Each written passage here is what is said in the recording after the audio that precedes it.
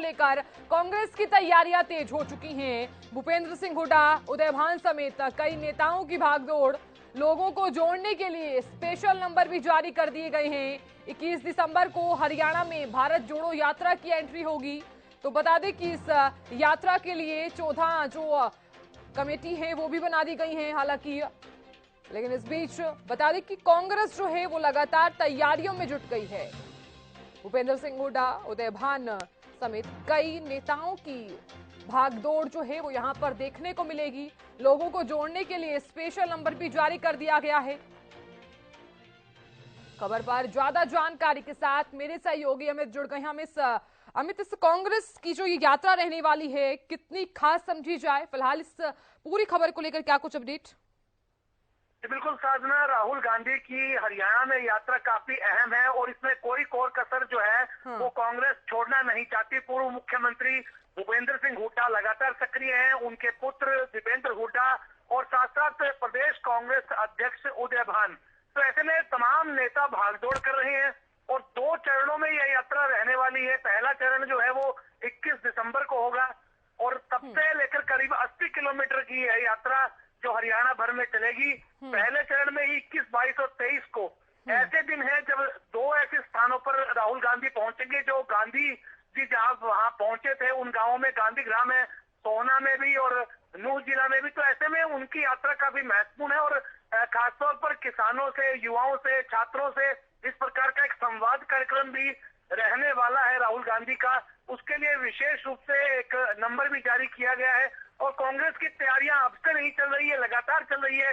राव दान सिंह है विधायक, उनके नेतृत्व में एक कमेटी बना दी गई थी। इसके अलावा भी काफी जो वरिष्ठ नेता हैं वो इस कमेटी के सदस्य बनाए गए। तो ऐसे में देखा जा सकता है कि जो तैयारियां है वो अंतिम उनको रूप दिया जा रहा है और खासतौर पर काफी अहम रहेगी। कांग्रेस की भविष्य की राजनीति से भी इस यात्रा को जोड़कर देखा जा रहा है। जी अमित, आपने जिक्र किया है कि लोगों को जोड़ने के लिए स्पेशल नंबर भी जारी कर दिए गए हैं। क्या प्रोसेस रहेगा? किस तरह से जो लोग हैं वो इससे कनेक्ट होंगे?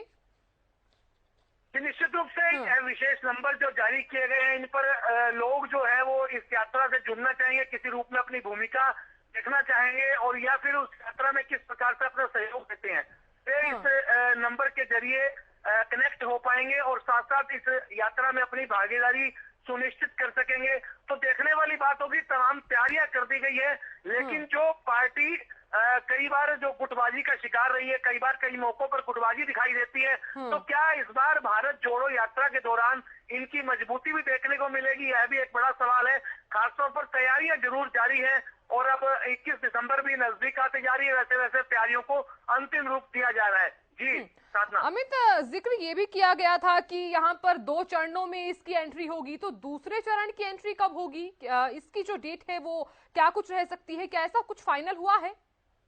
जी बिल्कुल साधना, इसके लिए तैयारियां जारी है और दूसरे चरण के लिए जो 6 जनवरी के आसपास की तारीख रखी गई है उस दौरान भी काफी कुछ रहने वाला है यात्रा में खास।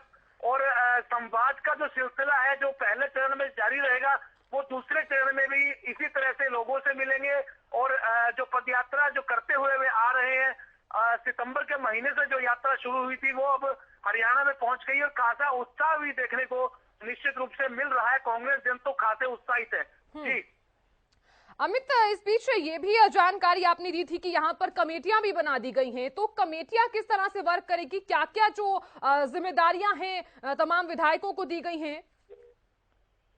जी बिल्कुल, जैसा कि पहले जब सितंबर से यात्रा शुरू हुई थी कन्याकुमारी से कश्मीर तक की, तो उसको लेकर अलग अलग राज्यों ने अपनी समितियां जो बनाई थी उसी की तर्ज पर हरियाणा में भी समिति बनाई गई। वरिष्ठ विधायक है राव दान सिंह, कांग्रेस के वरिष्ठ नेता भी हैं, उनके नेतृत्व में उनके संयोजन में समिति बनाई गई। उसमें करीब 14 जो अन्य नेता हैं उनको भी शामिल किया गया। तो इसके लिए तैयारियां जो की गई उन्हें अंतिम रूप किस प्रकार से दिया जाए, कौन कौन से जगह पर जो लोगों से मिलेंगे, क्या क्या कार्यक्रम रहेंगे। फरीदाबाद के जो बड़कल चौक है उस पर भी उनकी जनसभा होगी और भी स्थानों पर जनसभाएं होंगी। साथ साथ वे सोहना गांधी ग्राम में जाएंगे। तो ऐसे में तमाम जो कार्यक्रम रखे गए हैं उनको अंतिम रूप देने का कार्य यह समिति ही कर रही है और काफी महत्व है कांग्रेस का इस यात्रा के लिए, क्या यात्रा के साथ और भविष्य की राजनीति काफी कुछ जो है वो इस पर आधारित रहने वाली है। इसी वजह से ही कांग्रेस जनों की गुजारिश पर ही विधानसभा का जो सत्र है वो उसकी तारीख भी 26 दिसंबर की गई। तो ऐसे में काफी महत्व इस यात्रा का है जी साधना। बिल्कुल अमित, बहुत शुक्रिया पूरी जानकारी देने के लिए।